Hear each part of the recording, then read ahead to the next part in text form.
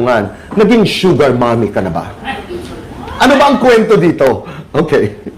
Tito Boy, ito po hindi ko nilalahat ang lahat ng artista. Alam ko maraming mabait dyan at alam ko maraming iba. Pero opo, proud sugar mama, baklang-bakla to. Yes.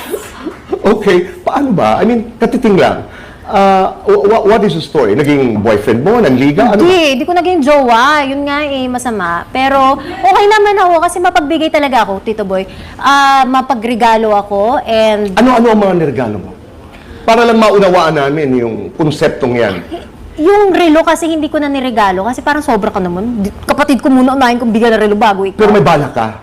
Hindi, nanghingi Okay. Oh. Ano pang mga hiningi? Wala, mga branded, ganyan, di ba? Pero yung dati naman, yung XX na parang landian and all, more on mga pagkain, gas, ganyan, pera, pang-allowance, di mo kaya allowance. Talaga? Hindi ko siya gano'ng kagwapo. Okay.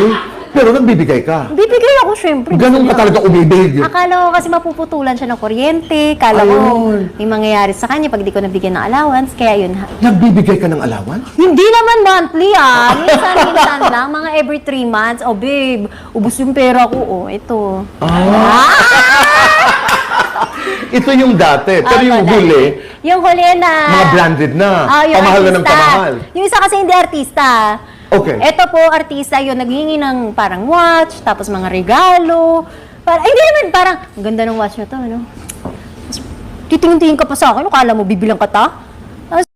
So mga kahabibi, proud sugar mama talaga si Miss Ebana. So para sa akin kasi mga kahabibi, hindi kasi sukatan yung pagiging sugar mama mo or sugar daddy mo. Nakadepende po kasi yan kung sino po yung mayroon, kung sino yung nakakaluwang, at of course, hindi porket sugar mama ka, hindi porket sugar daddy ka, talagang ibigay mo lahat. So, it depends din po sa pangangailangan kung sino yung walang-wala. So, sa mga treats, sa mga gala, sa mga may sitwasyon talaga na mapagkakamalan kang sugar mommy or sugar daddy dahil nga ikaw yung mayroon.